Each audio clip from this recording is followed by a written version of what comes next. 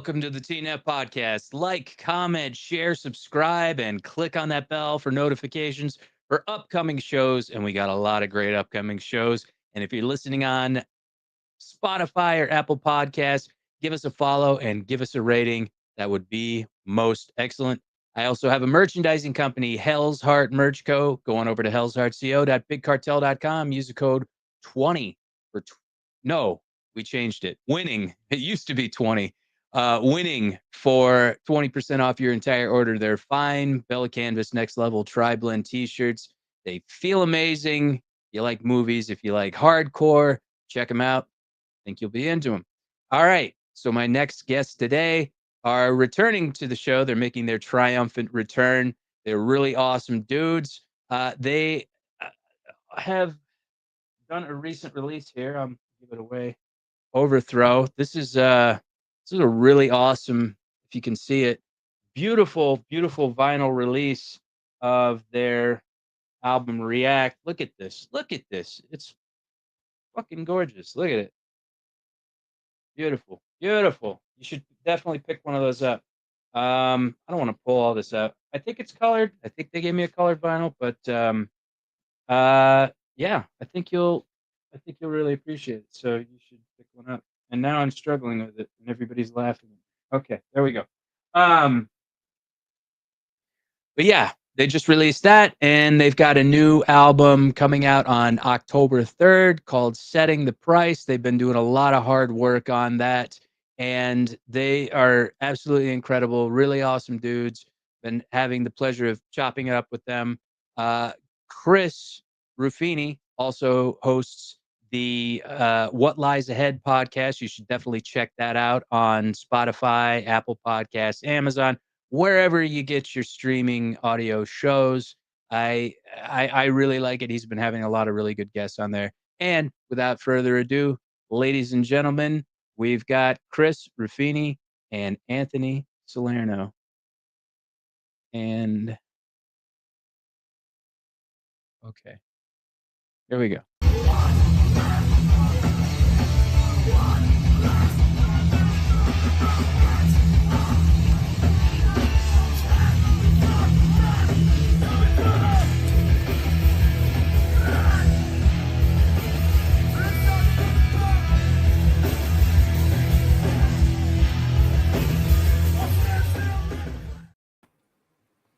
We're back, ladies and gentlemen.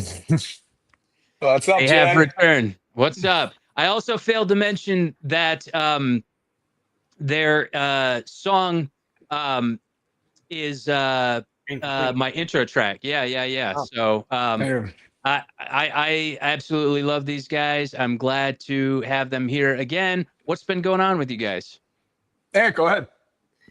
Oh man, it's we just wrapped up. Everything's done with this long, heavy lift of an album. We're working on it for about what has it been, Chris? Like about a year and a half, right? I think we started like 2003. It feels man. We were on here like a year, like a little over a year ago, and we was telling you and we're gonna have the fall of 2024, and so we're finally done with it. Yeah, so it's a little over a year. It took a long time, but we're super happy with it though. Yeah, nice. Yeah, that's really it. Finally get a chance to kind of catch our breath a little bit. All the writing's done, all the editing and all that stuff. So I mean, right now we just released End Complete on, I think that was Wednesday. So here we are, we finally did it. feels like a journey, right? Yeah. The songs are as old as all odds. Yeah, the songs are like almost as old now as the React vinyl that you just showed that came out 25 years ago. Nah, but we're psyched. We're psyched to get it out. It took a long time, but it is what it is. It's out. It was meant to come out at this time, I guess. Perfect timing. We have some cool stuff coming up and planned into 2026. So who knows? Like if we did put it out last year, if these opportunities would have been made available. So it worked itself out. They're coming out. It's coming out. We're psyched. We were able to really, with it taking such a long time, we were able to really kind of plan and orchestrate what we wanted to do for singles. We've put 4 out so far. So Anywhere But Here that you graciously put as your intro, was the first one we put out last year. I wanted to say something too. I was going to make a joke and say it was the Harold Faltermeyer Axel F song, but I fucked it up because from Beverly Hills Cop. And I was like, what's the name? Anywhere But Here. But yeah, no, I think you guys have been doing great work. And I think you guys have been doing it smartly in that you're staggering the single releases, which is incredibly smart because you make people kind of hanker and yearn for more when you do it gradually and progressively. Mm-hmm. Yeah, and that's been what we've been doing. It's been helpful. So like a few weeks ago, we put out a single Tribute, which is more of like a punk rock hardcore kind of vibe. And then we just put out Incomplete last week, which is like straight up in your face, moshy kind of song, heavy song. And Anthony says this all the time. It's like in terms of like we're very collaborative as a band in terms of what we write and how we write. But that one specifically, probably Right In, is like the most collaborative effort of a band that we had. It was just amazing in terms of how everything came together with it. Yeah, that song is one of my favorite in terms of collaboration because I mean, man, that one just got through the door. Everything about that was like, you know, bottom of the ninth, fucking 11th hour. You know, even in the studio, like that last breakdown of that song.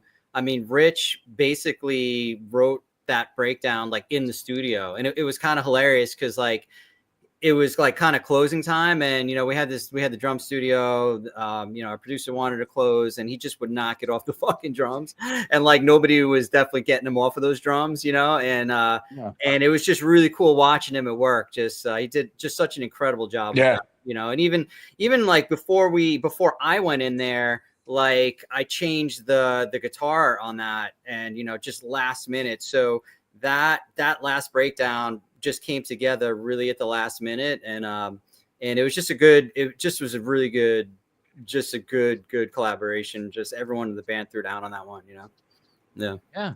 And speaking of bottom of the ninth, I had to put up my ESPN ticker here, Chris, which mentioned selling merchandise.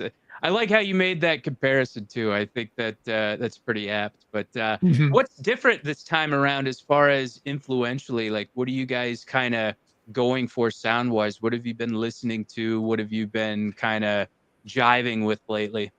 I mean, I guess, you know, for me, it's almost like 25 years worth of stuff, right? Because we put out React in '99, and there was always some just ideas and things I've had that kind of kept in the back burner that potentially want to use. But then Anthony came in with stuff, and Steve and then Rich writing things, and it just like it just kind of gave new ideas and stuff. So it's like at the time, like you're listening, there's a lot of these bands out that now that I don't know if like influenced what we did, but definitely are bands that we listened to, like Incendiary and Madball's still there for us, you know. And there's a lot of new bands too that we listen to, you know. But one thing that we always did we've always continued to do, I feel, is like, you know, if you listen to Tribute, you listen to Incomplete. Like it sounds like Overthrow, obviously, but Tribute's a completely different song. You know, lighter kind of feel, punk rock, hardcore, kind of sing along vibe, fast. And then Incomplete's just straight up brutal and in your face kind of thing, you know? So we have a lot of different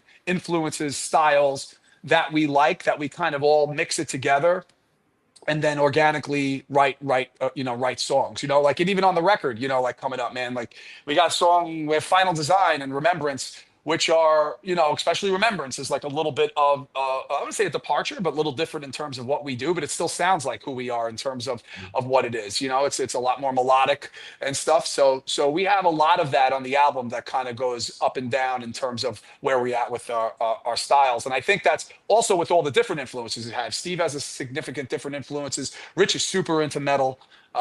You know, and Anthony listens to all different kinds of music. So I think it all comes and blends together. But at the end of the day, we're a hardcore band, you know, and that's what we kind of that's what we want to put together when we're releasing the album, at least with this one. Yeah, it's, you know, to me, I was going to say it's what I love about this album, it's the exact progression of what would have happened after React, like had we written it even back then, you know. So, you know, it's you know, we had actually added Steve, he's our lead, right after React. So, you know, he wasn't involved in the recording of that. And, you know, it's incredible because, you know, he just adds a tremendous amount of depth. like React was basically written with just myself on guitar. So it was like a rhythm guitar. It lived and breathed off of like tempo changes, like abrupt breakdowns, and, mixing really kind of like punk and metal in a way and kind of tying it together with breakdowns. And we still do that. It's just that we do it with a lot more finesse now. Like, having a lead guitarist is a big deal, and it just adds that like layer of depth. So like in terms of like the sound, I mean, like I think, what I love about it is we didn't consciously like go for any. It was almost like we just turned back the clock and just started writing as if nothing ever, if there was no hiatus. And I think that's what's like super special about it. So like you'll hear it. I mean, this album has a lot of different, influences, like recent ones, but a lot of ones of just a lot of the stuff that, we all loved right in the 90s. Like, whether it's like, you could hear Snapcase, you could hear like some of that Bulldoze in there. You could hear, everything from like the early Hatebreed, so it's just a really good kind of mix of our influences, like District 9 I hear in there. And it's just, it's like the end cap of kind of like, it's us kind of finishing what we started with React. I really believe that. And it came out great. It's like a full realization of our sound, so it's just exciting. It's just exciting to see it. I never thought we would, thought we would do it, in terms of, coming back was just awesome, Yeah. One thing, too, to add to it is we actually React is obviously on the React album that we put out in 99. And Steve literally joined right after React came out. It came out in 99, or he was in the band a little prior. We've already recorded it, and then he came out after. So we re-recorded React for this album. And the reason why we did, and it was Anthony's idea, and I think he's right. I think it kind of like passes the torch on to what we're doing now, but at the same time fits perfectly with what we're doing. But the real reason, I think why we re-recorded it, when we put that song out in 1999, Steve was in the band. That's where Steve's leads came in and enhancing the songs, particularly at the ending. So the ending of the song is just heavier now because of the stuff that he does in the buildup. And we've been playing essentially the ending, what people will hear when this comes out October 3rd. I mean, since really like he was in the band in 99, like, so he just started doing it and then we built it from there. So React is like, even though it's an older song, it's got a fresh feel for 2025 on it because he just, in terms of like the enhancements of what Steve brought to it, and Rich adjusted his drum set, and it's just heavier. So it kind of fits what we're doing right now. Yeah. What was the reasoning for the kind of the arduous process as far as the length of time it took to record the record? Do you have can we come on every weekend until until next year? No. Yeah. Go ahead, Steve. Go ahead, Ed. I mean, I guess like it was a combination of things, right? I mean, look, it was I could tell you the process was fucking awesome at times. It was like a lot of fun. And I mean, there were a lot of times where it just was super stressful, man. Like it was, I mean, there were times, I wanted to drive my car through fucking Fasula's bay window. That's our producer. And the feeling was mutual, but it was always we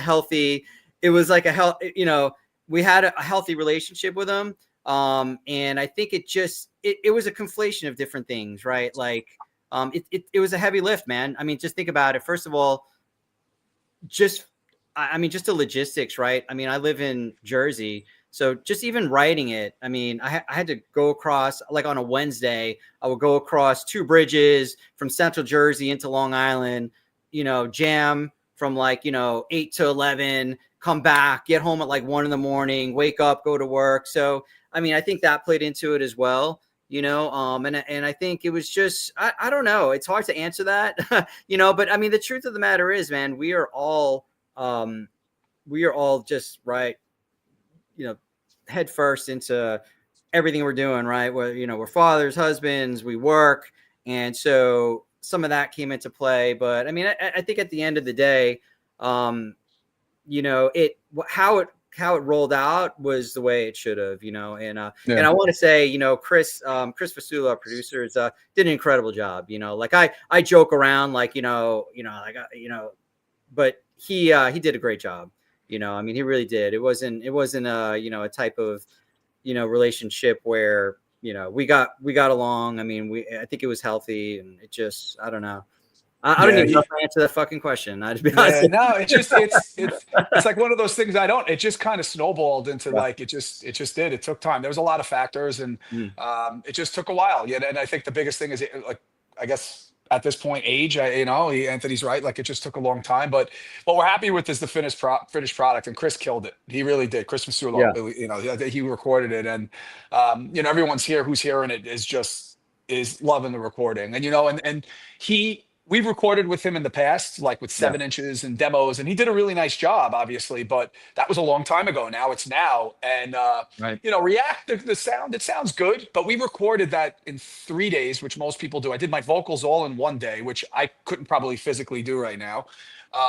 But he just nailed us. He nailed the sound, and it gives like a live feel, like almost, but it's a professional sound, but not too overdone. So, yeah, he did a great job. So we're happy with the way it ended. And really, honestly, like I said, this is when it was supposed to come out, So it was supposed to come out, in October. Now, whatever that means in terms of people listening to it and stuff, but it was supposed to come out around this time. We're excited about it. Excellent. Yeah. We had a question here from John Cuccinello from OS 101. Wearing a shirt. There you go. Yeah, John's the man. Yeah, and just let's plug his book, right? Get it through Rev HQ. Yeah, it's sick. So welcome, come inside and meet my punk rock family. I've got a copy of it around here. I don't know if you have one anywhere near you, but not near me, but I do have it. It's great. Yeah, I didn't know he was going to be here. I would have had it within proximity. But it's a really great book. They're distributing it through Rev HQ, and 12% of the proceeds go to the St. Jude's Children's Hospital. So pick up a book. It's really great. Yes. Really cool. It chronicles all the characters that he's met in his hardcore journey. So going over, pick it up at Rev HQ. I wanted to ask, is there anybody that's like because I know myself, I am a colossal pain in the ass when I'm in the studio. I'm so meticulous. I'm so nitpicky. And it's almost one of those like Phil Spector things where it has to, or not Phil Spector, what's his name? Brian Wilson, where it's just got to be so meticulous and it's got to be so specific. Like, is there anybody in the band that's like that, either individually, collectively, or you guys kind of just, whatever? I think in the beginning, I think all of us in our own way were. I think we were looking at, to the point, like, so when we got the drums back, because Rich did the drums first, I think we were overanalyzing the speed and timing of a lot of the drums, and I think which completely infuriated and frustrated Chris Masulo. And some stuff I think we were right. We adjusted stuff, but some stuff I think collectively we were overlooking at some of it. And because the reality is you're just hearing the drums going off of a scratch guitar track, and it ends up being fine. So I think in the beginning, but I really do think as the process went and as exhausted as we got by it, as it kept going, I kind of felt like that. It was just kind of very simple and easy, and like the mixes were coming back, and we were just maybe little things, some things not even at all, and we were doing it. But I think in the beginning, we all collectively were just getting maybe over analyzing certain things that nobody hears. And it's funny, you hear, and I've had with my podcast, I've had bands on, and we talk the writing process and the recording process, and it's I've even heard bands like big bands talk about how like overanalyzing a cymbal or a guitar part in one part of a song, and like with a minute 33 of a song, like no one's gonna care. No one's gonna hear that other than you. You know what I mean? So I think we slowly got out of that. But that was in the beginning. It was a lot. But I don't know if that really delayed the process, though. I actually don't think it did. I just think it was part of it. To be honest. It was a learning process, right, for all of us. I mean, it's we haven't been in the studio in so long. And for me personally, like I would, I learned a lot, and my learning curve happened pretty quick, but like I would hear something, and then like, if it didn't come out exactly the way I thought, I would have like a complete fucking freak out, and like just a knee jerk, almost like, what the fuck is this? And then I would listen to it for a couple of days and then kind of just marinate in it and be like, you know what? I like it. And so like it took time, but I put like a self-imposed like 48-hour like gag order on myself because like I would listen to something and, you know, sometimes, you know, like it never got better and I was like, we got to change it. But, you know, a lot of times you just got to kind of like listen to it and just kind of like let it settle for a little bit. And so like for me, that was probably the biggest learning curve for me. And like, you know, I mean, I learned pretty quick though. And, you know, I think after the couple of months in this process, we kind of like honed into how this would work and, you know, what it looks like and stuff like that. So we kind of got better as we went along, you know, and, you know, look at like anything. I mean, you got 5 folks that were like, honestly, really passionate about it. And I think for the most part, we did a really good job of honestly just working together and, you know, not digressing into total fuckery where, you know, I mean, I think we did a good job. You know, there were moments where, you know, stuff went off the rails, but it really wasn't that frequent, to be honest with you. I mean, it was, it's kind of easy. I mean, we kind of know each other so well. And Rich is just a great, and I'll say this, you know, as a permanent footnote on the process, like Rich was just a great locker room captain. You know, like if stuff started to go off the rails, he would kind of pull it back in. You know, he's like an ops guy. You know, he's a, you know, FDNY, and you know he does a lot of like he does a lot of project management. You could see it come out, you know, and what he did. You know, he's just he's a good people guy, and he was super helpful. You know, in just keeping us to where we needed to be. You know. Yeah. You know, as an actor, Meryl Streep, she said, when you have a party, you may sweep, you may have like a dirty floor and you'll sweep a bunch of stuff under the rug. And then your guests get there and they don't see any of that. They don't see any of the dirt that's under the rug, but you know. And so it's like when you hear that, oh, we didn't hit this drum fill just right, or, oh man, I should have done this here, or I should have done this here. Maybe we could tweak it a little bit to make it sound like this or whatever. You know, we're very specific about these things, and we want it to sound, you know, the way that we want it to sound. Like you said, people are not going to notice like these very superficial details, but in your head, you know, and you're like, man, I want it like this. I want it like this, you know? So what I will say, the positive aspect of it, there was a positive part, honestly, because the finished production we're very happy with. And like, I listened back to React. I said to Anthony, I said, there's things on React that I hear in the recording that I'm like, like, like I don't like hearing it, you know? And to go back to what I said before, that no one would notice, I think people would notice. I don't know. There's things I don't hear. This, I don't feel that way with this. Like, I really don't. So one of the positive things with it was it took so damn long that even me specific. So one part, the end complete part that Anthony talked about, he completely adjusted the riff to what Rich did in the studio. If this was moving at the pace that we thought it would be to get out, the ending to end complete would not be as good. It just wouldn't be. It just would not be. It was good, but the way it kicks in now and it's hard and heavy, it kicks in so much better. Secondly, there was some vocal parts too. You know, I had the opportunity to go back in and clean some things up that on Tribute specifically, like during the chorus, I was able to clean some things up. And it stinks because we were trying to get Mark from Shutdown was going to actually do the chorus for Tribute. And cool. Yeah, but it just Florida and him coming, it just was difficult to get it. It just didn't unfortunately work itself out. And I know people probably like, well, it took so goddamn long. What's the difference? We were like done at that point, and it was just difficult to get him. So maybe next time, love to get him on, because on Tribute I heard Mark's voice like in that chorus part. I still do. So we're planning on playing with them next year. So I'm gonna have him sing that part when we play with them. But couldn't you have recorded it remotely? Like if you have a certain audio program, like that's Pro what Rick Tools did. So that's what Rick did from Extinction AD on What Lies Ahead, the song What Lies Ahead. He recorded it at his house. I think it would have been. I don't know if Mark was able to do that. But Rick did that. He recorded like 3 different versions of it. Sent it back over to Chris Fasulo. He mixed it, put it together, and then there was Rick on What Lies Ahead. That's so cool. That's so cool. Yeah, it was back in the day. Back in the day, you couldn't do that. You like had to actually show up to the studio and drop your vocals and whatnot. And so, but that's cool. Yeah, Mark would be definitely a great addition. If Mark his voice watching is great.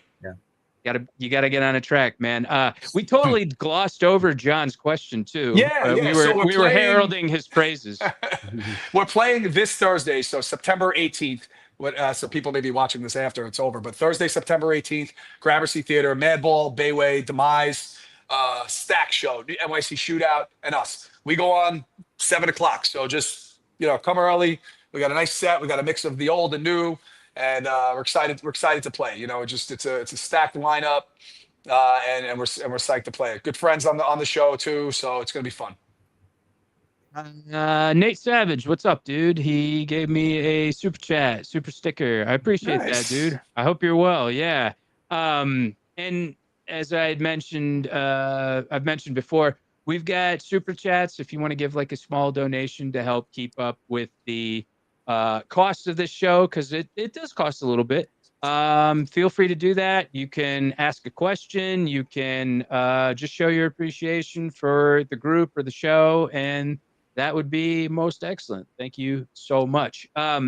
So Madball, how have the shows been going lately? Have people been really responsive and receptive to what you guys are doing? It would appear so in that video. What was that show, and what was your kind of takeaway from that? That show was a few years ago. That was a great one. That actually kind of like propelled us to just start really writing. Like we were talking about doing that shows with Strife at the old AMH, Shut Down, and Nice. Soldiers, and Combust. And Combust was like the second band on that bill at that point in time. That's a couple of years ago. Now they would just, they'll headline it, So, but it was Strife, and it was just a great show and a lot of energy. And we wrote Anywhere But Here for that show. And I feel like that show just wanted us to keep it going, and wanted us to keep it going. And then that's what happened from there. And then we just started writing the new album. But we've played a few shows after that. We've had offers for other shows, but it's like, we were like, let's get this album done. So now that the album's done, we're now looking and booking into, and the shows we played were really good that we played. And the new songs got a really great response, provides a newfound energy, at least for me. It's, nothing, I love playing the old stuff, don't get me wrong, and I can't, I know I sound like this, but it's just, any band listening to this, you have new songs, you're excited to play those new songs, obviously, so, but we have a lot of cool, like, stuff coming, and, and just the biggest thing I'll say for us is, like Anthony and I talk about, is just opportunity. It's like, that's what really I'm looking for with this, and I think Anthony is as well. Opportunity, like we plan on going out of state. We have the city coming up with Madball, perfectly timed show, like right in between the singles that came out and the album. We have something coming up in Long Island. We just can't announce it yet, but it's coming at the end of the year. It's going to be a really, really good one. And then we're looking into the second half of the year. Like we're doing a weekend with God's Eyes from Long Island. Killer young, not young, killer band. Anything's young compared to us, but killer heavy band. You should have them on here, by the way. Nick's great, but God's Eyes. They're awesome. God's Eyes. They have a new they have a new EP coming out. And Nick's the best. So Nick and I are talking. We're looking to set something up in a weekend in the first quarter of 2026, and then us and Shut Down and us. We're looking to try to do a little weekend too as well. We're looking in March. So there's stuff coming, and there's more things after that. Now that we the show thing, we were like, things were coming, and we were like, what, let's just get the album done. It was getting to the point where it was just ridiculous that it wasn't completed. But like, let's just focus on this. Let's not worry about a show. Let's just get it done. And we did. So now we're looking to kind of plan out for the year, and then we'll go from there. Excellent. There's a lot of people here in the chat. Like I said, if you guys got any questions. Okay, let's see here.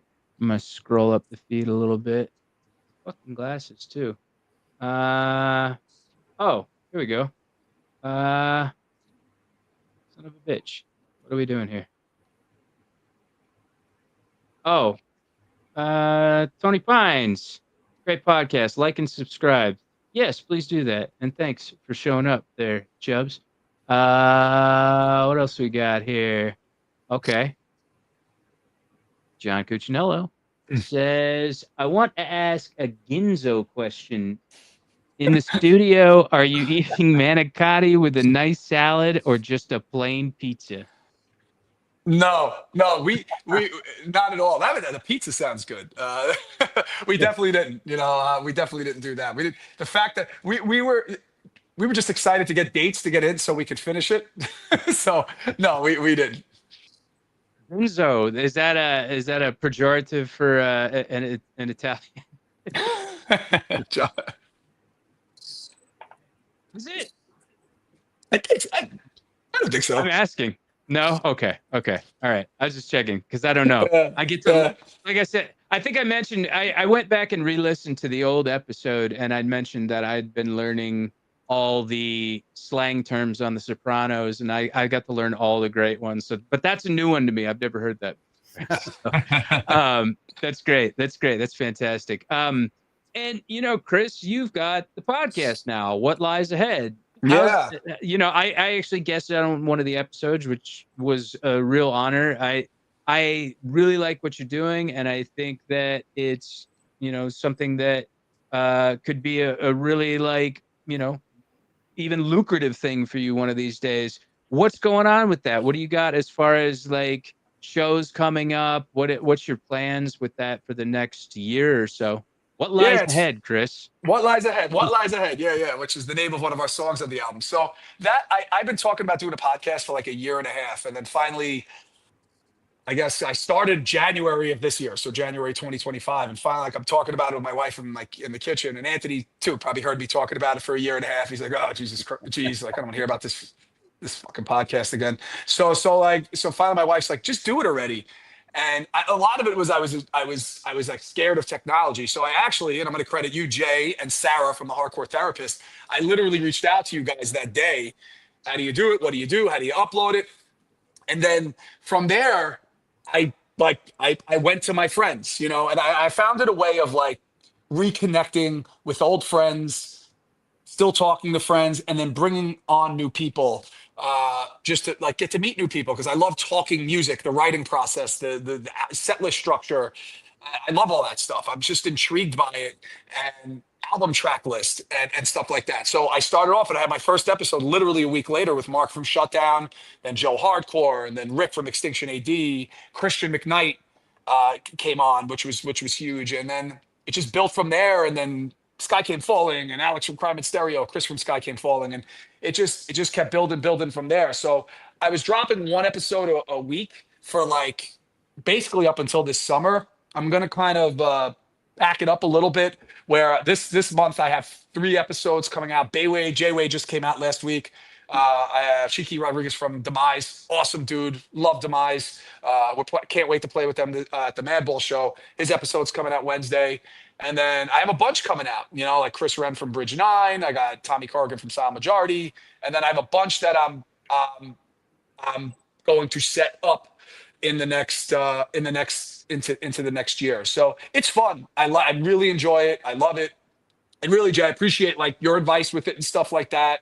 I know you and I were talking about doing something collaborative at some point in time of talking about something, but we'll definitely do that. But yeah, the podcast is it's definitely a fun thing to do, and just talking about music, and everyone's been great. Everyone's been great that I've had on, Yeah. No, I listen to it when I'm at work, and just I really love the eclectic mix of kind of the guests that you have on, and I love hearing all the stories. I really like the Artie from Millhouse one, because I'm a big fan of whenever he's the best. Yeah, he is Long Island. He really is, because he's so humble about it, but he booked show, he did a lot of stuff, and his work, Indecision's classic, right? But his work we talked about this, Jay, his work with Indecision, that record is amazing. It's amazing, that album that he made with them. So it was cool to hear and talk about that one with him. Well, he had the EP, but the actual album, Release the Cure. I love that album. Release the Cure. I love it too. And To Live and Die in New York, I love that album too.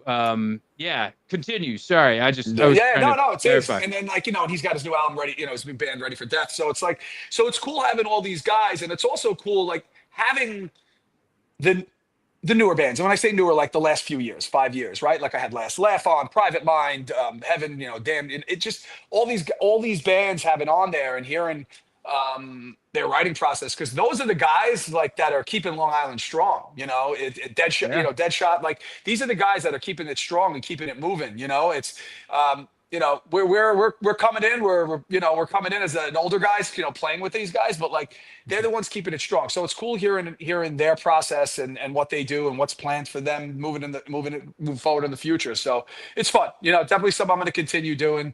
And have some different ideas. And, instead of bands, I want to definitely have some people on where we talk about maybe top 10 of like 99 records or, favorite shows they've been to. So I have some ideas for that I'm ready to do as well.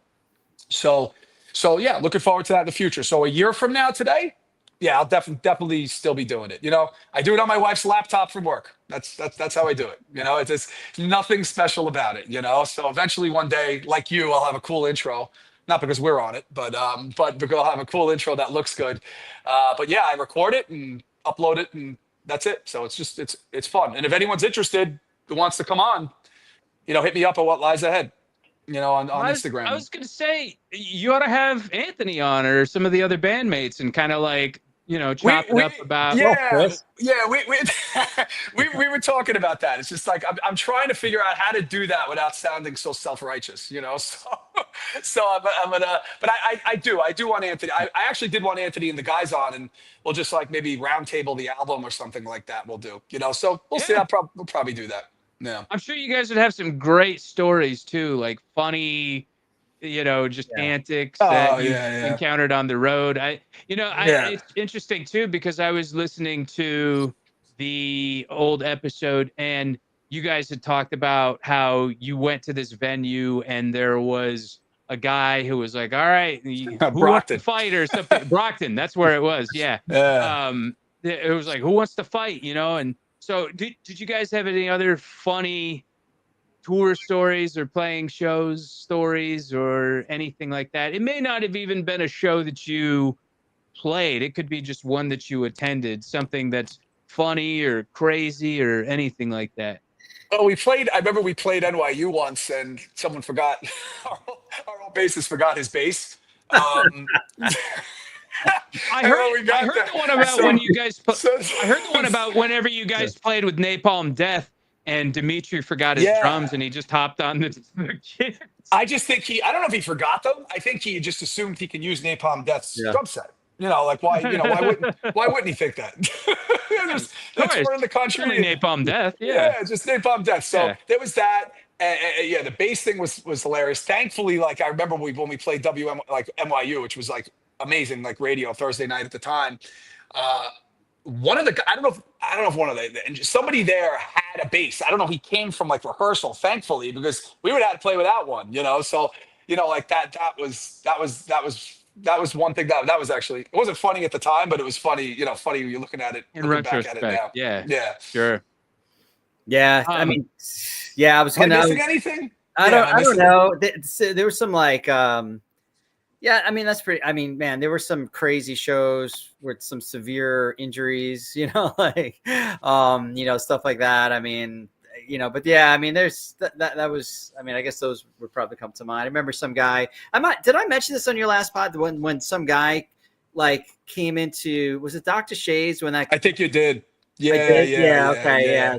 Guy came in, didn't come out right. I remember you said he looked like a cheese pizza when he was all done. Right. Yeah, that one comes to mind, but yeah, I mean, it's always, there was one in Philly where it went all like off the rails, right? We didn't play, and then there was I forgot where we were. Where were we in Philly?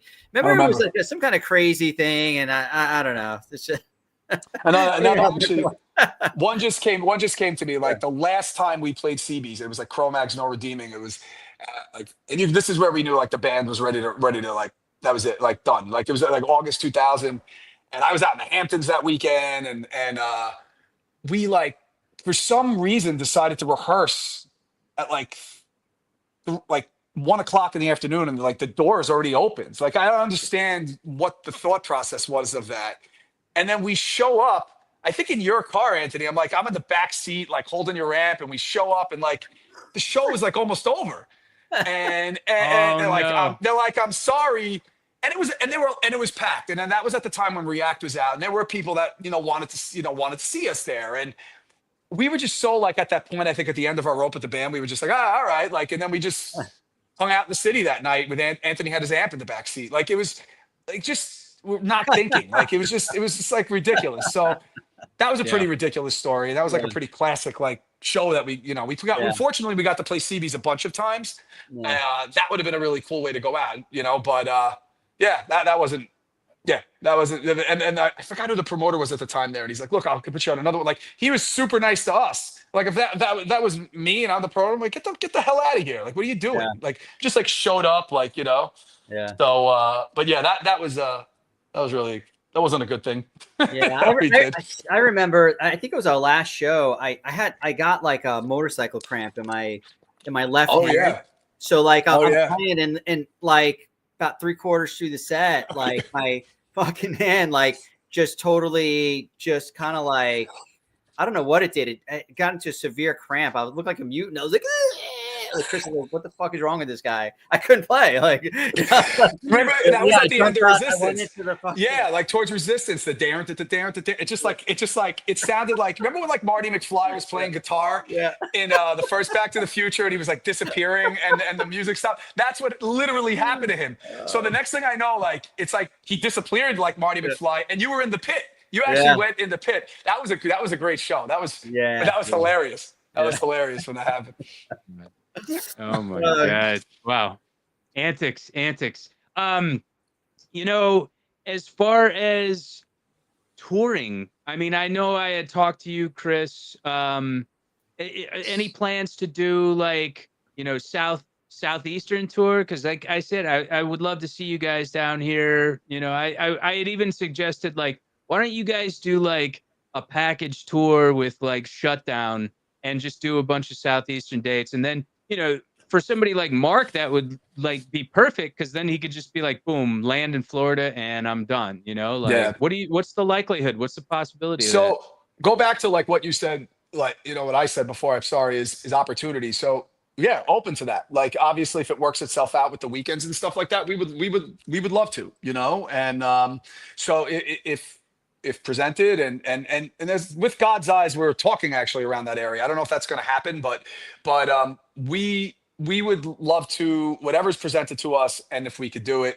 we will. Like, that's where we're at with it. So I would say, right, Anthony, nothing's off the table that's presented to us with it. Like our goal too is like, we would love to go to Europe. It would be amazing. Like we never had the chance to do that. We'd love to do that. I know we talked Japan here last time, which is, such an amazing scene and culture over there. So we're open to anything, right? And I would say with it. Yeah, absolutely. If we could do it and it makes sense and everybody could pull it off, we'll do it, Yeah. What's changed since a year ago, at least in your guys' personal lives, aside from the band? Like, what do you guys got going on outside of music? Shit, man.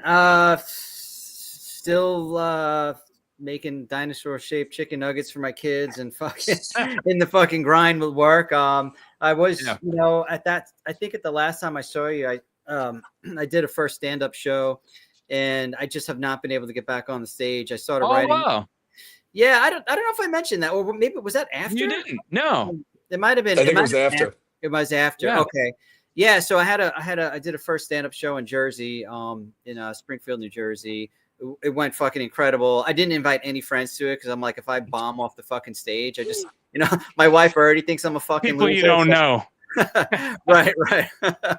So, but it went incredible, and it was the most fucking terrifying thing I ever did. But once I got on stage, I felt comfortable. And it went great. And I've been writing, but like, I just haven't between this, really, this has taken up a lot of, and obviously is my first priority. It's taken up a lot of bandwidth with me. So I haven't been able to get back on, but I think that's something I don't even know if I'll be able to do it again this year, but for 2026, I'll definitely get back on stage for that again. But, outside of that, man, I've just been kind of like in the grind of work, and that's about it, man. And that's kind of what I love with this band, man. Like you through the grind of life, right? I think we all go through it.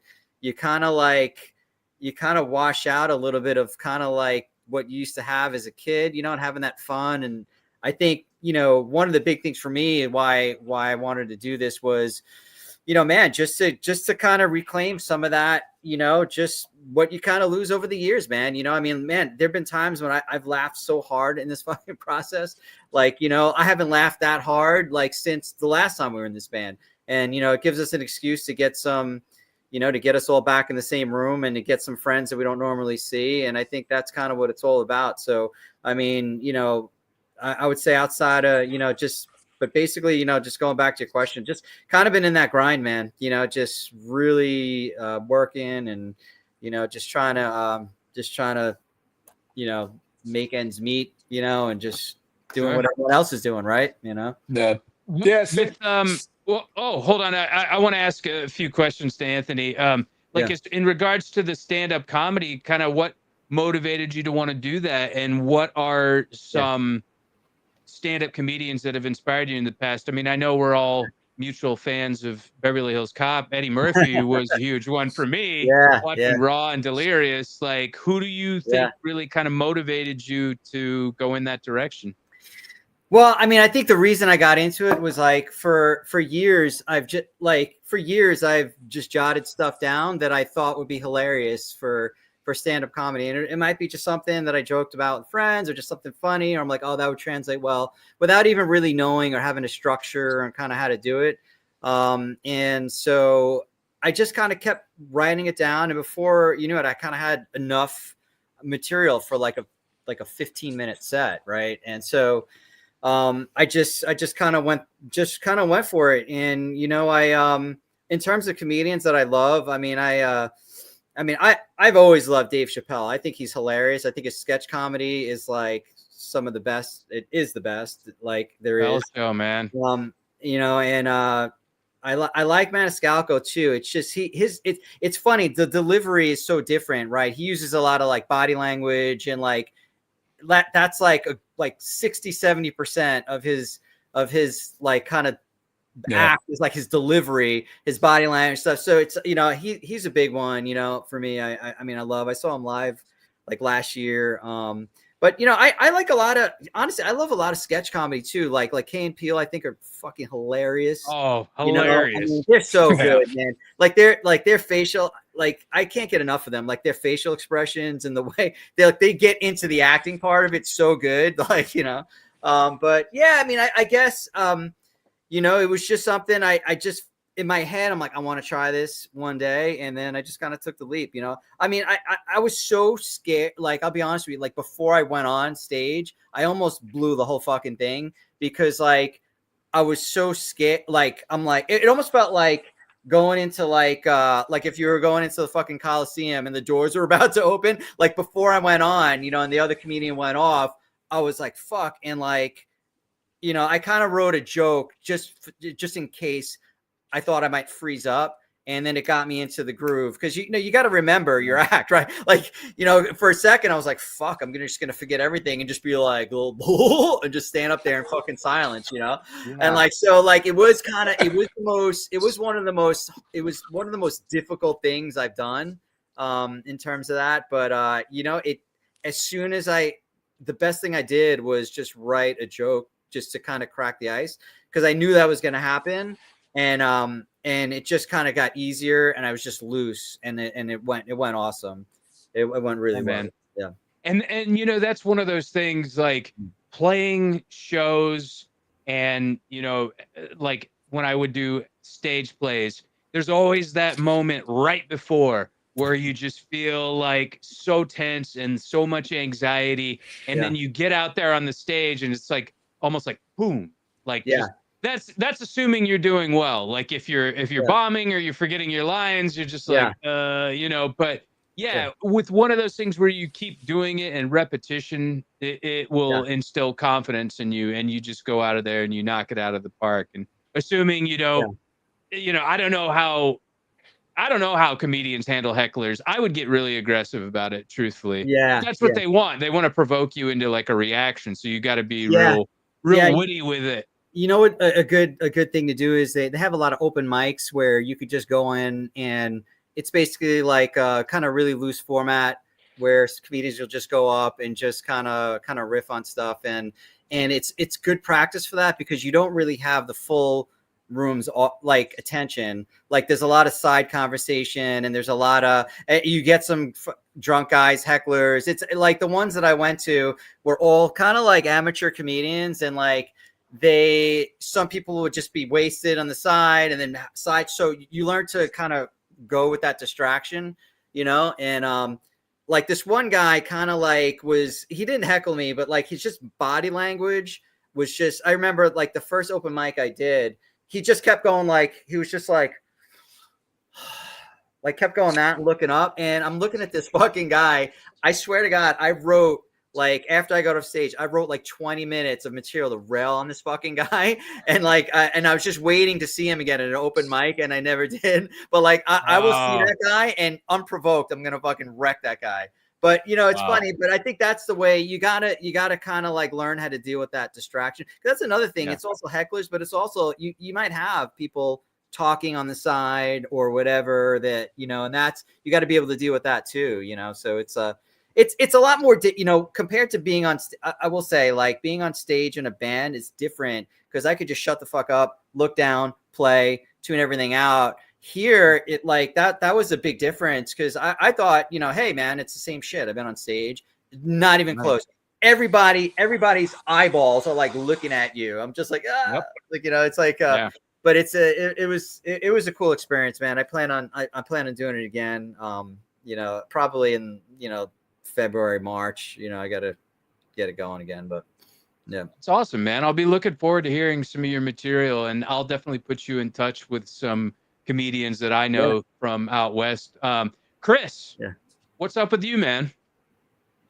Yeah, work's great. So, I get to do that. Obviously I would get to do that. We all have to do that. But yeah, I have a great job. Yeah, a great job. But really, honestly, we talked about it. The podcast really that's really personally like my thing, that I get to do. And I agree with Anthony, the band, because it's amazing. My kids are like, like all in with sports. So my wife and I, we're today, my younger one had his football game. My older guy's in high school now, so he's playing football, baseball. They both play football, baseball. My other guy's going to start playing basketball. So it's like almost every week, it's every weekend, and it's just fun watching them. They love it, they enjoy it. They love music too, so they're into hardcore. I'm actually, my older son, Michael, who's 15. I'm taking him to see Gorilla Biscuits, his Shutdown, Argentine Millimeter, No Redeeming at the Racket, and I'm going to take him to see Incendiary also at AMH. Oh, and what an awesome subterfuge. Yeah, so he's into it. He loves it. He listens to all of it. So it's just awesome. It's just doing that and enjoying, like living, like it's cool living through them, like with that kind of stuff, But I agree with Anthony. It's like the band is just like. And I do it for them too because they enjoy it. It's cool having them involved in this, and I think I spoke about this here last time. But band's like a cool thing with just like work, and when you're, it's just like Tuesday night we're rehearsing, and it's just a night. Like Thursday we have the show. It's just like cool. It's like my thing, and it's like a good thing to get out there and do and have fun with. So you got to keep that balance. It's important, especially at this point in our lives. I feel like you need to do that. So it's cool. Like never would have thought at this point in my life I'd be putting a new album out or any of those things. And I'm so happy that we are because it's like so needed at this point. It's such a great thing. Yeah, absolutely. And I didn't get to ask this question before whenever you guys had been on the show because I hadn't been doing that question. And now I noticed that both Chris and Sarah and myself use this question like collectively, like there's this like an incestuous pool of questions between all three podcasts. But what is one piece of advice that you would give to your younger self? For me, it would be slow down, and then there's parts of this process that Anthony's good at doing that with me sometimes. I think I've gotten better with that, but I feel like back then, and I'll speak for the band, when we were doing the band, I wish I would have enjoyed it a little more. I was just if we were showing up and we were playing Deja One and there was people there to see us and the album's coming out, I was excited for it, but all I was worried about was what are we doing next?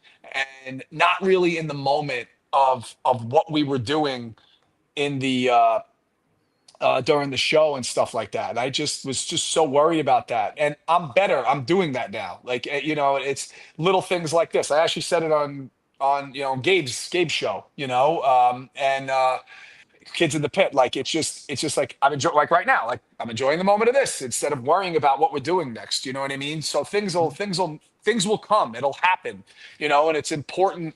It's important to do that. So I think that's the one thing I would do. There's still moments I do that with, and I think a lot of it was just frustration of us getting this freaking recording done and getting things done. And I remember like, oh, we should do an EP, we should do this, we should do that, and it was really more about, I don't know what was right. It was more about getting it out. And what we landed on, I think, for us, worked in terms of waterfall singles, and then we'll put the album out in its entirety, So I think it's that. I think for me, it's just slowing down a little bit and just enjoying the moment that you're in. Cause I didn't do that when I was younger at all.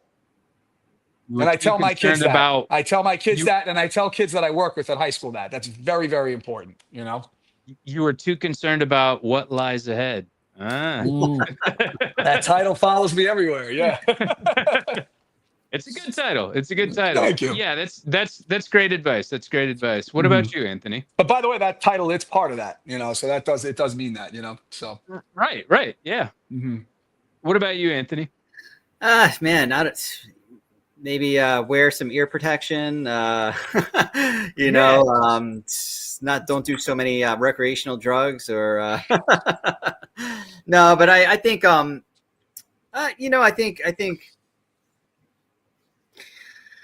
if I was going to talk to myself, I don't know, man. I think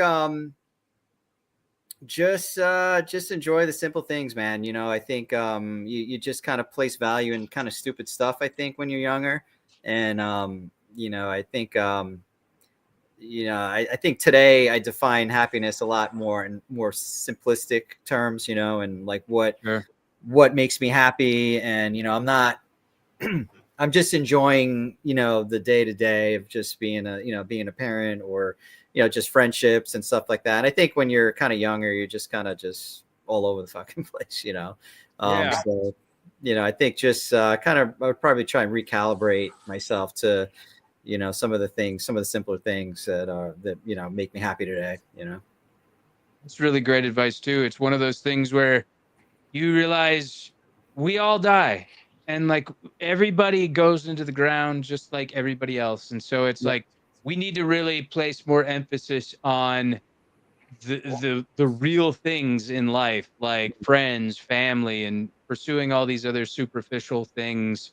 I mean, I guess it's kind of cool for, like you said, when you're younger, but yeah, as we get older and kind of mature, like those things aren't necessarily so important anymore. So, yeah, it's like, right. What is your legacy really gonna be, right? I mean, like, did you help anybody out? Did you, what are you really known for? Because you're right. I mean, in our age, you got, not to sound cryptic, right? You got a finite number of years, right? The average law of averages says we'll be here for another like 30 years or so if we're lucky, right? And what do you can't take anything with you, right? I mean, I think, try and help people out where you can. And, that's kind of the only thing you really take with you. Right. Well, and, even with myself, like, I would love to, be able to make a steady income doing acting.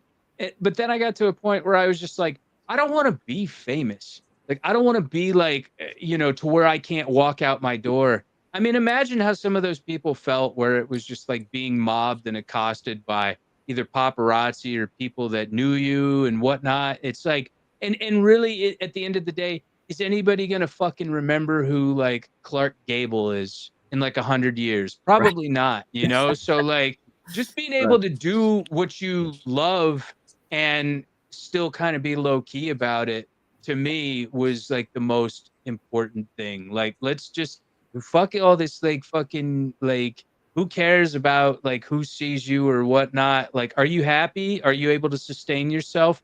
Great. Like, go with that, So, go ahead. No, that was it. Yeah, that was it. Oh, okay. All right. Well, I was going to ask a really macabre question, but it's one of those this or this type questions, but I'll save it for probably next week because I didn't think it was really appropriate. But you know, and I always like to catch up and you know, what are you watching? What are you listening to? What are you reading? What do you got? Right. So, go ahead. No, you go. So yeah, right now, what did I listen to today? And I asked this question, and it's like I make people blank out what I just listened to. What I've been listening to, I've been listening to Madball a lot. I'm actually really excited to go see them. So I've actually been listening to Madball a lot. So that I've been listening to. They're always like a go-to. They're like one of my favorite you know, hardcore bands that I listen to. So it's like them, but I'll switch things around. Like I like Blink-182 a lot. You know, I listen to them. You know, I had Mammoth on. Like I switch things around. People are like, what the hell's he talking about? But I listen to all these different bands that I like. But Madball's been one I've been it's been listening to because I'm like really excited to go see them. You know, so like when this show was like when Madball's show at Bayway was announced, I was going to go to it, you know, and then we got asked, and I was like, yeah, of course, you know, I was like, absolutely, you know, so I've been listening to them, you know, and my wife, and I don't have the title of the book, just gave me a book, my wife Maria. That's awesome. It's about like conversations with people, how to navigate through those. And I don't have the title, but I'm going to actually start reading that now, which looks like an awesome book to read. So I'm gonna do that, you know. So I'm gonna be reading that, which I wish I had the title. Okay. I meant to ask you, have you ever seen Blink-182? Yeah, a bunch of times. I've seen them a lot, and the cool thing is my kids love them, and I've taken them, and they've seen them. So Anthony just saw them last week. Yeah. I didn't go to that. He was closer to him than me, but and it was cool. They played like deep cut songs, which I loved on that. I saw their set list, but yeah, I've seen them a bunch of times. I think they're the best. They're great. Even with Matt Skiba, I thought they were good. I was gonna say Matt Skiba from Alkaline Trio plays for him now, doesn't he? No, he's not anymore. Tom's back. They put a new album with him. Yeah. Tom's. Yeah. They were great with Matt Skiba. They're great. So it's like them too. It's like enjoy it while it's here. You know, like who knows how long they'll be able to keep it together, or if they break up again, or whatever the case may be. But they have a great live show. They're like one of those like guilty pleasure bands I love. Like good punk rock, like melodic punk. I saw them, and I'll be honest, I'm not the biggest fan of Blink-182, but this girl that I was seeing at the time, her mom worked for the PNC Pavilion here in Charlotte. And she's like, do you want to go see Blink-182 and Taking Back Sunday and Cypress Hill? And I was like, yeah. I was like, sure, you know. And she was like, yeah, my mom will get us in. I was like, cool. And like Blink-182 was like, I wasn't like a fan, but I was just like, this sounds like exactly how it does on the radio and MTV and everything, you know. And I was fucked up. I was drunk. And it was crazy because it was like all these like little tween girls that were there. And I remember we were leaving and we were walking out in the parking lot, and there were a bunch of them congregated over there, and like I'm trash, and my girlfriend's leading me back to the car, and I was like, blink me, Mark, blink me, Travis. She's like, shut the fuck up. Anyway, had to be there. Yeah, Blink-182. What are you watching though? Oh, by the way, you know what? I had Grill Biscuits on today too. I was listening to them, of course. Oh, okay. I love them. Start Today, classic album. What am I watching? So my wife and I last night, because my son, you know, he's in high school, so he went to a party last night. So, you know, we're at that stage, right? So it's, you know, so driving and picking him up. So we had 2 hours in between before I had to go back and pick him up, and we watched the Charlie Sheen documentary. I only watched the first part of it. We have to get to the second part when he just loses his mind. We didn't get to that yet. I think we're gonna watch that tonight. So we watch that. Like there's a lot of like nothing on television now. We stream a lot of shows together and stuff like that. So like we'll like try to, you know, as much as we can watch. We're just so like everyone knows like we're exhausted by like 9:30 at night. Like we're so tired. So it's like I'm ready to go I'm up at 4:30. So it's like I'm exhausted. I want to just want to go to bed. But part 2 of Charlie Sheen is tonight. We're gonna watch the documentary. Excuse me, on Netflix. Very cool. Anthony, you notice how that Blink-182 story I said didn't land? Like, it was I intended for it to be funny, but it just kind of came off as kind of not funny. But that's something that people experience in the comedy just world. roll right into the next one. That's it, baby. Just roll right. Yeah. Yeah. What do you got as far as comedy? Comedy. What you're watching? What are you listening to? What are you listening to? I just saw last night. Well, I did see Blink-182. That was the first time I saw him. Was last weekend up in Bethel, and they're like a guilty pleasure of mine. Like I love. They're just a good live. They sound great live. You hit it on the head. But last night actually, I was here in the PNC. I saw the Outlaw Festival. It's like Willie Nelson and like Bob Dylan. I was like checking them out. Oh shit! Yeah, I'm like I gotta go to that. I mean, it's like right. I was dying to see Bob Dylan. And I got into him like maybe a couple of years ago. Like for the first time, and I gotta say his show. I watched it, and like about 35 minutes in, I was like, what the fuck am I listening? He didn't play anything that I could reckon, and then I kind of read that that's what he does. Like he doesn't play anything. Like he first of all, the only song I recognize, and I was talking to somebody else who's like at the show, who's like a huge Bob Dylan. He's like, I don't fucking recognize anything this guy's playing. And I'm like, neither do I. And I'm like, he played, I'm like, oh yeah, well, I did hear All Along the Watchtower. And he's like, he did? Like he like totally like rearranged that song where like it sounded like you could tell because I could hear the lyrics, but he like totally changed it. And he was it was really weird too, because like I was in kind of like the GA section. It was like kind of like the grass. So it's like the seats and then there's this grass. And like every other artist, they put like the big screens, they go up close. And I guess he must have asked them. I don't know if the fucking camera guy just mailed it in or some shit, but like the camera angle, which is supposed to show them so you could like kind of see them, was like, it was like the same angle I was seeing. So like, it was weird. Like there was never any close up. I don't even know I couldn't even tell if the guy actually fucking played or not, because like, I couldn't even see him, like, and so like he was, I gotta say, like he was okay. His set was very kind of bluesy, which is cool. I kind of dig that. But like there were certain songs that I really like kind of connected with. He's all about like imagery and stuff. He's kind of like a poet before he's a musician. So there were a couple of songs I really wanted to hear. And like, I don't even know what he played, like I don't know. I wasn't really that blown away by him live, but Willie Nelson was fucking great. I mean, he was great. I mean, I had a good time there. Me and my wife went, and we just had a good time. But I mean, like what am I listening to? I'm like all over the place, man. Like I'm listening. I mean, lately I've been listening to Dylan because I was going to see him. But actually, it's funny. Chris mentioned because we're playing with Madball, so I've been like on a healthy dose of Madball lately. But yeah, just been listening to a lot of different stuff. I kind of reacquainted with like KSAD, Sepultura for the hell of it recently. Listen hell to of an album. Every once in a while, I'll play something that I haven't heard in a while, and I'm like, fuck, man, And but for stuff I'm watching, I just started watching Alien Earth, and I think is it?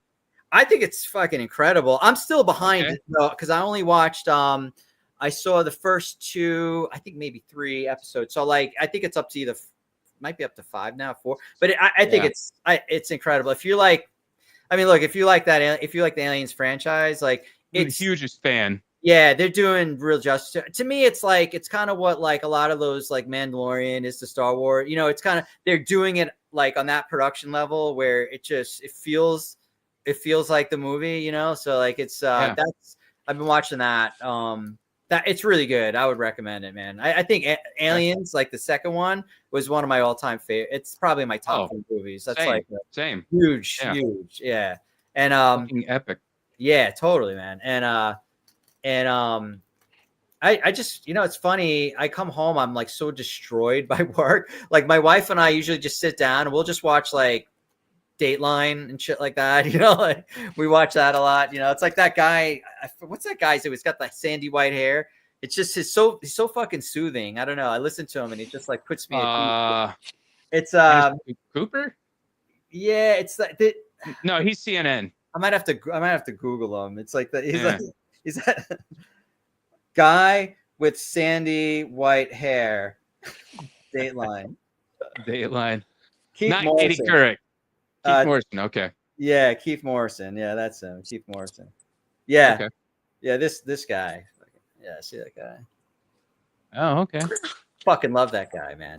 Like he puts me to sleep. That guy's voice puts me to sleep at least like once a week. I'll like fall asleep listening to Dateline. I'm like, but I just got relaxed looking at the picture. You gotta. I just like him because of his hair. He's got such nice hair. I'm like, the best thing to listen to when going to sleep is Bob Ross. Yeah, Bob Ross. You just Bob throw Ross. on like throw on some Bob Ross episodes on a playlist and just it's like pure ASMR. Like and it inspired me to want to paint. And I don't I can't draw or paint worth a shit, but it makes me want to. I'm like, man, this just seems so like soothing and therapeutic. This reminded me of that, Anthony. Didn't we when we were younger? Remember the public service, like Channel 13, like we would call, like wasn't there like a painting show and you could call in? Gosh, yes. No, it wasn't painting. Does somebody has those videos. I had the video, and the video was destroyed. We would call these like you could call for extra help for math questions. So we would just call like science, math, and we would just call and like we would call repeatedly. I had like 2 lines at home, and like we were the only calls of the show, and we recorded and we would call. And I made up this math problem, and the guy figured it out. I'm like X minus 3 plus 2. Like we would just call like Anthony. You called the science. I'm sorry. I don't know why that came to my mind, but like we were talking about Bob Ross, and it reminded me of that. But yeah, that was.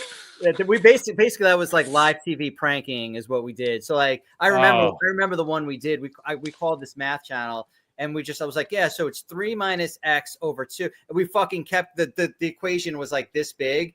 He's like writing it on the board. Like, you sure they gave you this? I'm like, yeah, man, yeah. Like, it's like we all don't understand it, And he figured it out. Yeah, he figured one of them out. I think mine, he was just like, I don't know what he did. It's like he had to, so he did. I don't even know if he was right.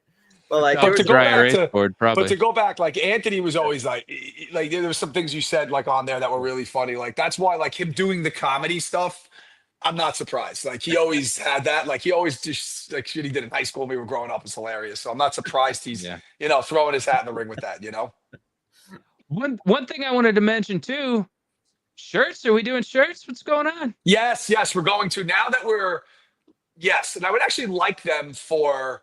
We were talking about doing the Beverly Hills Cop Overthrow shirt, something like that. Yeah, maybe for early next year when we do those weekend things, it'd be nice to have. We just had we got a bunch of merch printed up just for the cover of the new album. Which, by the way, I want to shout out John Catino. He nailed it with the new album cover. We were super fortunate. He's the one who, by the way, when we put this out with Anthony Race, the React.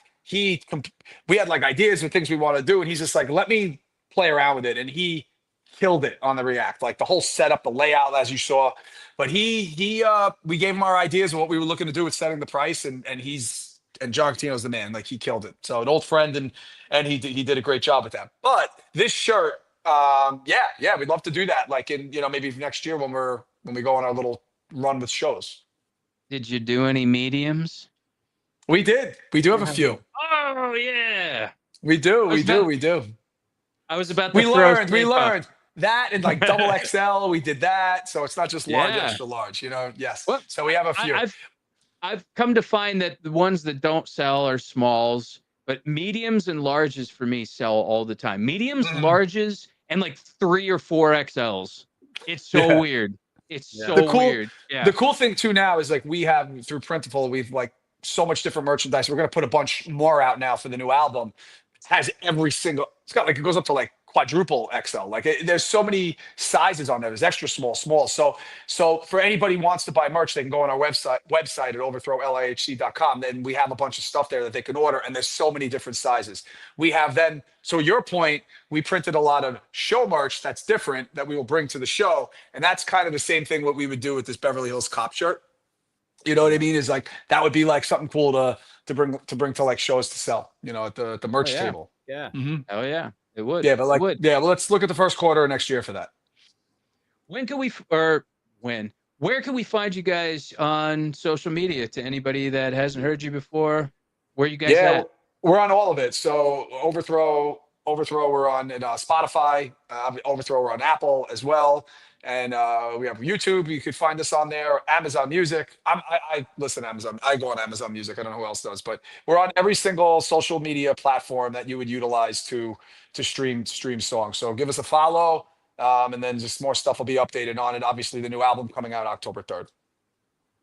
Oh, and then Instagram, Facebook, we're on all that. Overthrow _LAHC on Instagram, and then Overthrow NYHC on Facebook. We're on TikTok too. I don't really I should probably play around with that a little more, but we're on TikTok as well. But Instagram, Facebook is really where we're at. Us geriatrics have a hard time navigating TikTok. Yeah, totally. I got on there recently, and it's like a whole different world. But Wild West over yeah, there. good. And we're finally setting up a Bandcamp page. I'm working on that right now. We're gonna have that done too. So okay, cool. Yeah. Excellent. Setting the Price is coming out on October 3rd. And again, the React vinyl. You guys should definitely check it out and pick up a copy. And they got a bunch of upcoming shows up in the New York and Long Island areas. So please check out Overthrow. And as I had mentioned earlier, I have a merchandising company, Hell's Heart Merch Co. Going over to hellsheartco.bigcartel.com. Use the code, I almost did it again. Use the code WINNING for 20% off your entire order. Fine Bill Canvas, Next Level, Tri-Blend t-shirts. Feel amazing. You like movies, you like hardcore, pick one up. I think you'll really like them. My mom likes them, and that's what's important. All right. So again, I want to thank Chris and Anthony. And like I had mentioned, do me a favor and comment, share, subscribe. Click on that bell for notifications for upcoming shows. And everybody, namaste, jobless, be good. If you guys don't mind hanging out for a little bit, just to do a quick post game. Everybody, namaste, jobless, be good. Thanks, guys. Hell's Heart, lights again, money, power.